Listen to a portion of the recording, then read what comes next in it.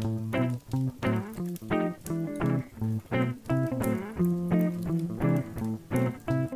welcome back to Off the Shelf Book Talk with Book Lovers. I'm Elizabeth Nelson, here with Kay Johnson as always.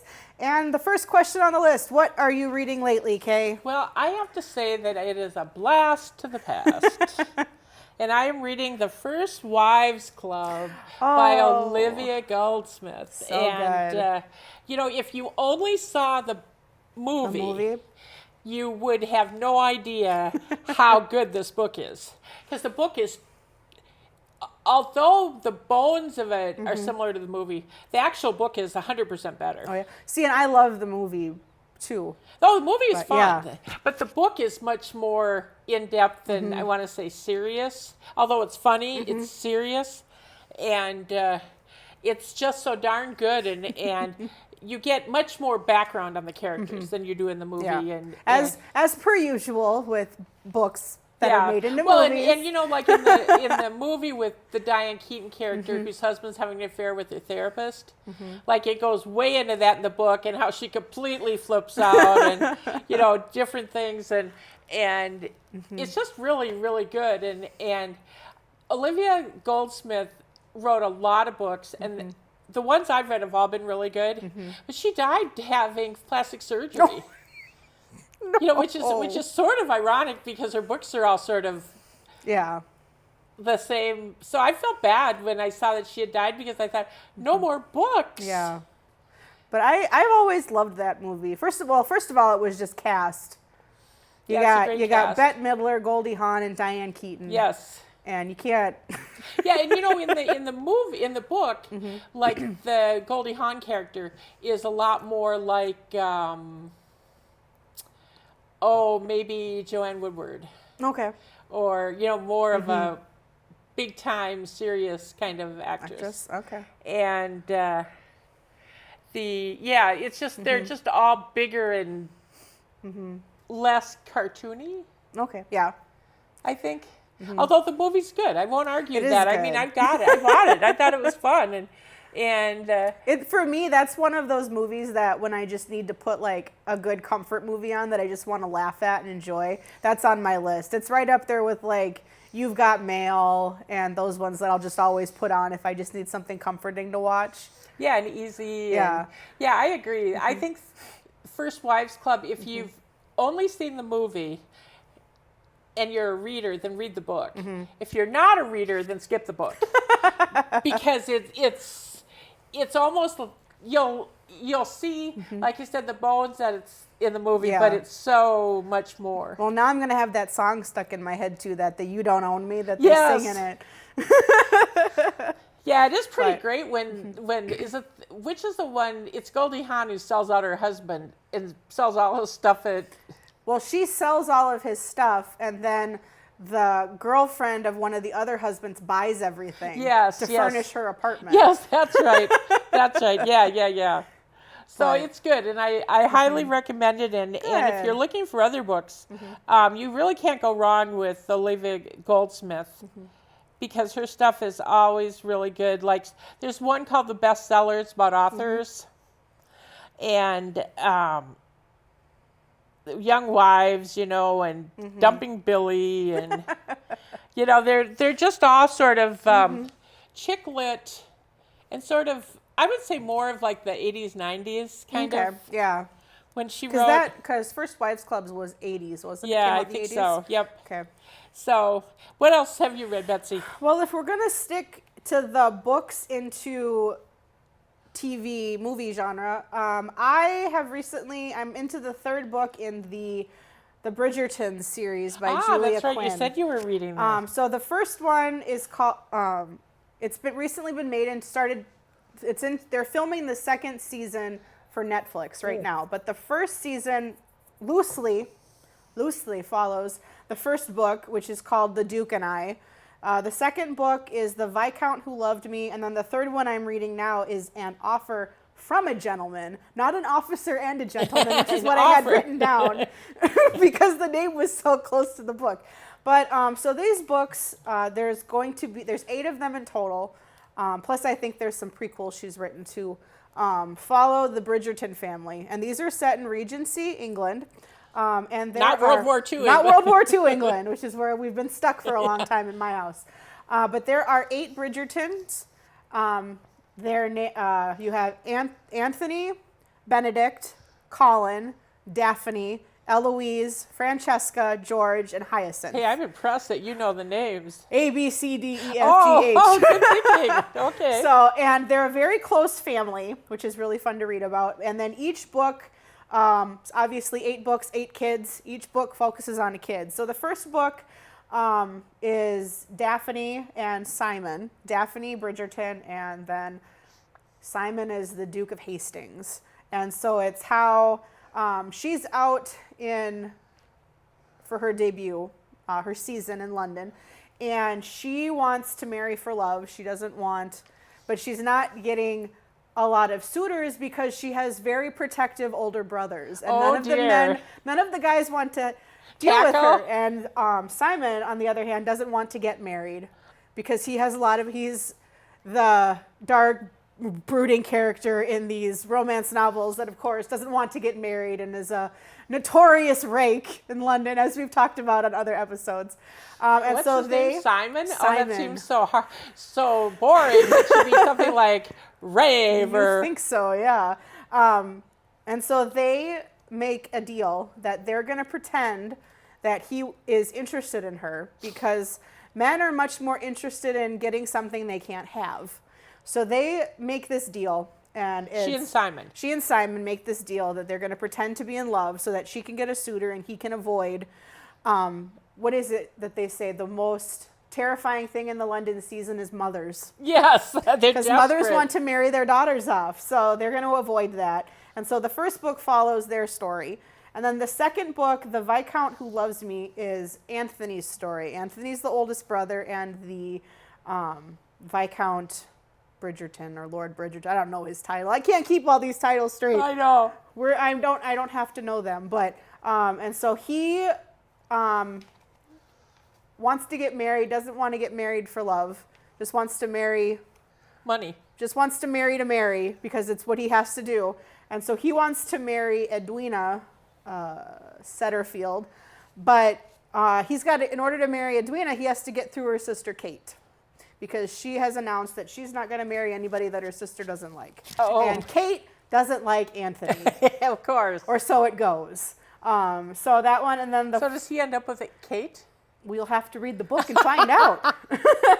And then the third book, which I've just kind of started, is Benedict's story, and that is An Offer from a Gentleman. And I'm just Not an officer and not an officer and a gentleman.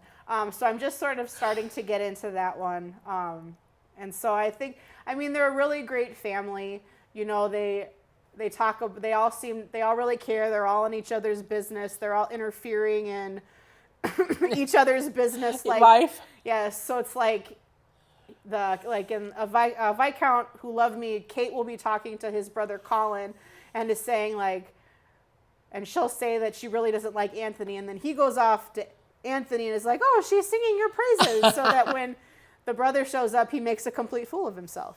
But they're a family that during this time, kids were usually kept separated, and they all have big family dinners, and they're all involved in each other's business, and they just have a really great kind of family dynamic that's fun to read about. And so, but the other thing with these books is that there's a lady called Lady Whistledown who writes gossip columns. And so throughout these books, she's constantly updating people on what's happening. And so at the beginning of every chapter, there'll be a snippet blurb from these papers, and then what you read in the chapter corresponds to what she said. And nobody knows who she is. Ooh. Or how she's finding out her information. Oh. And so throughout the stories, you're trying to figure out who it is and how do they know what they know. Is it one of them?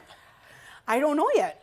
Okay. Excuse me. So I haven't gotten that far, but it's one of the, I've been reading stuff that's a little more dark and has been a little heavier. So it's been kind of nice to go back to Regency romance. I mean, it's the romance novels. They follow the same kind of category, you know, boy meets girl, boy and girl don't get along, boy and girl fall in love, boy or girl does something that makes the other one angry. Break up. Woe is me. And then somebody gets hurt and it's, oh, but I love you and everything's good. Yes. So. Have you ever read any of, Alyssa Maxwell, the Gilded Newport mysteries? I have not.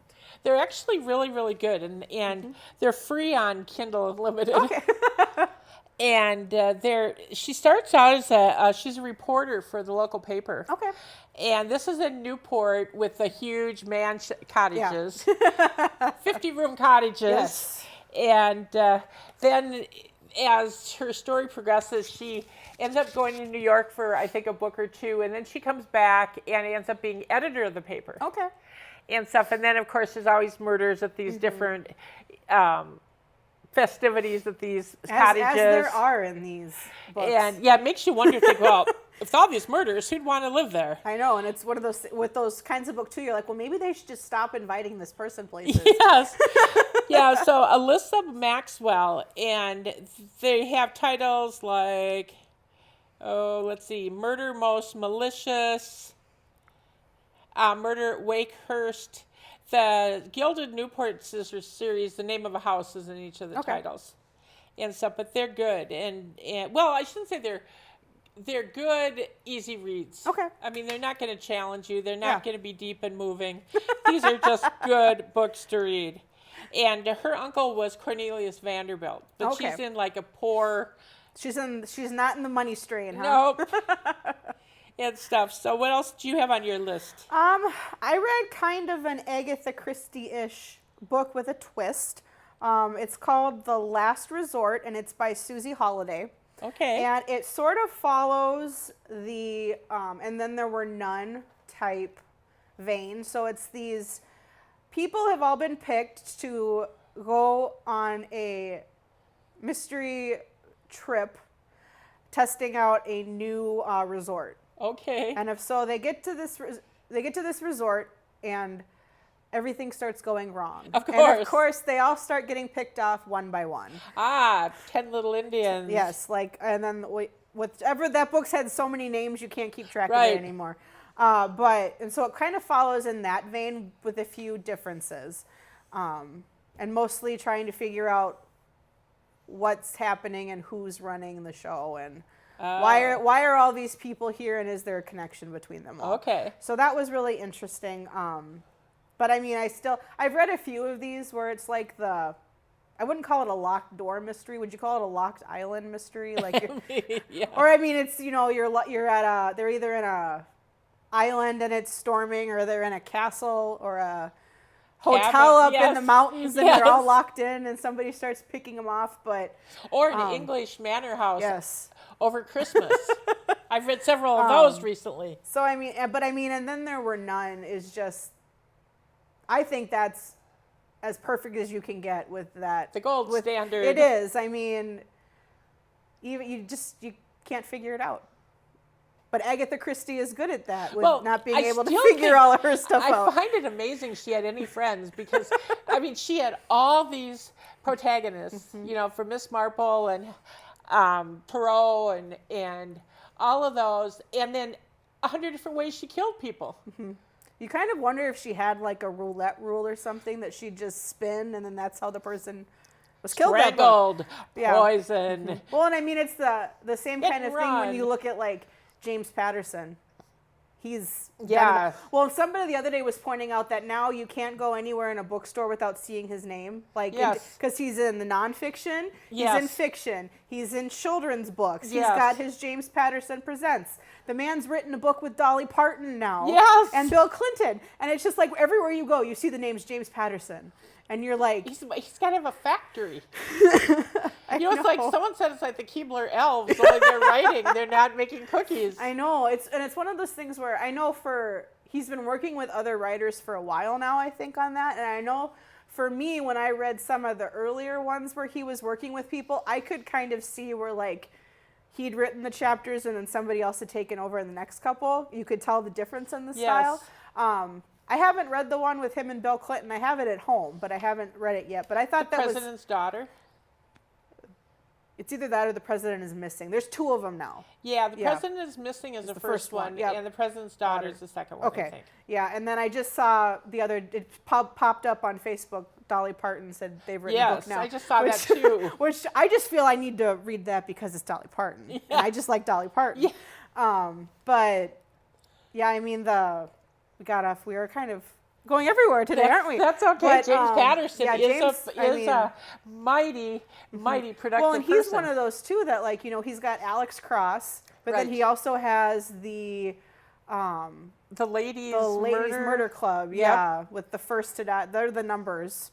And then he also has that private. It's a security firm. Yeah, I've read all those. There's 2. And he had the ones with the kids with the wings. Yeah. Maximum Ride series. Yeah, and I read one of those and I thought, what the heck? I didn't have any idea where that slipped in. I know, but he's everywhere. He is everywhere. He honestly is everywhere. Yeah, prolific is the understatement. He is. What else? And then another one I read is a book called All About Us. It's by Tom Ellen. And this book, our main character in this book has been married for a while, and and it's right before Christmas, of course, because that's when we do all of our serious thinking, is around the holidays.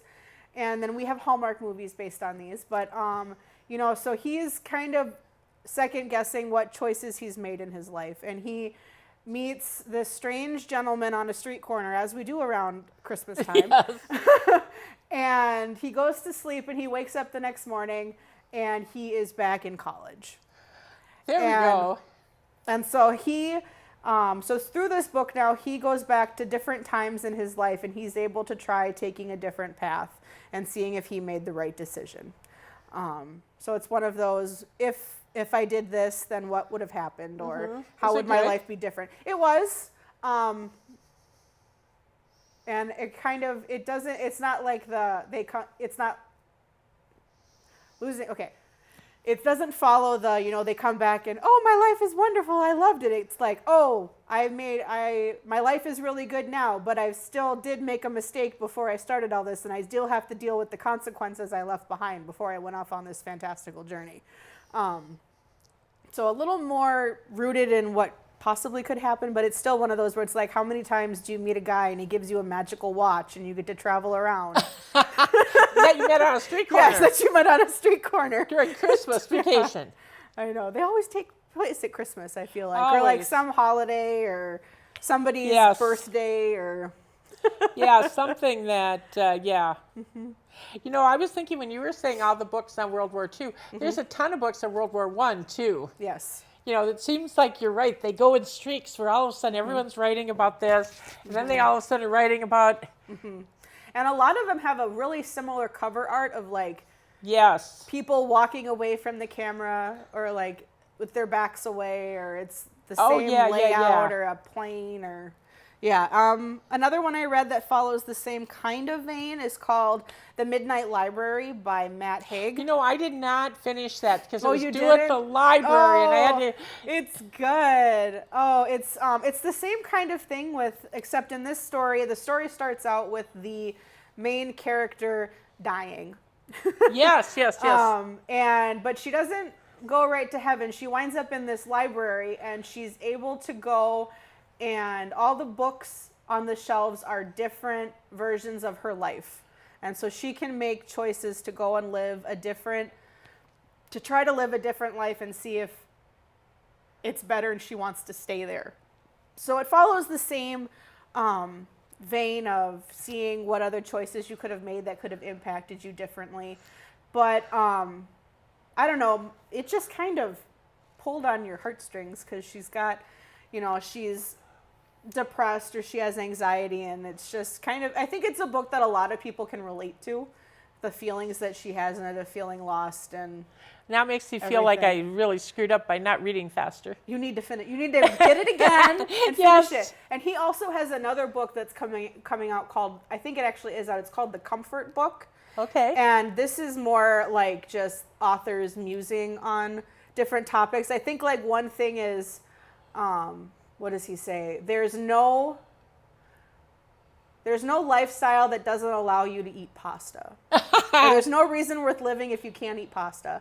And so it's just like little musings and things like that you could read that so I wanted to read that one. But this book too, like, I think it was a book of the month that came out, but for a long time you couldn't get it. Like I had to wait for Amazon. I think I waited like 4 or 5 months for it to come. And I can actually lend it to you. I have this book. It wasn't a library book. Yeah, well, there we go. It's on my bookshelf. I can give it to you. Yes. I feel so good now about that. You know, when you said about book covers of people walking away from the reader, there's like one like backs. that, and then I think the Lilac Girls is similar, but it's 3. But I mean, they're all really good books. But I think it's interesting how, I'm sure publishing places do it on purpose. You make books that look similar, so then people find it and think it might be the same, and they pick it up. Yeah, that's probably right. There's some method to their madness. There is, but so I can get you that book. I feel really good about that now. I feel really good too, because now I'll know the end. Yeah, and it was without having to go to the hassle of Well, and I know for myself, spending so much more time at home with things shut down, I went through and cleaned out. I did a bit of a book purge for books I didn't need to keep anymore. And so now I'm not always 100% sure of what I've kept and what I got rid of. So I always double think now before I'm like, I can lend this book to you. I'm like, wait, do I actually have it? Was it a library book?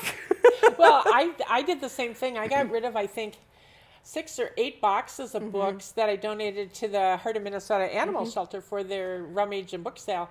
And so it's sort of like, where did that go? Oh, yeah. But I'm okay with that, because I decided that there was no book I owned I couldn't get again. I have some that I just can't get rid of. Like, I bought a new set of Harry Potter books, I think a few Black Fridays ago, because my kids are too young for it now, but Alex is 5, and he's getting to the point where we've read Winnie the Pooh with him now, and Tom has started reading Charlotte's Web with him at night. So he's getting to the point now where he doesn't have to have the picture book to listen to the story.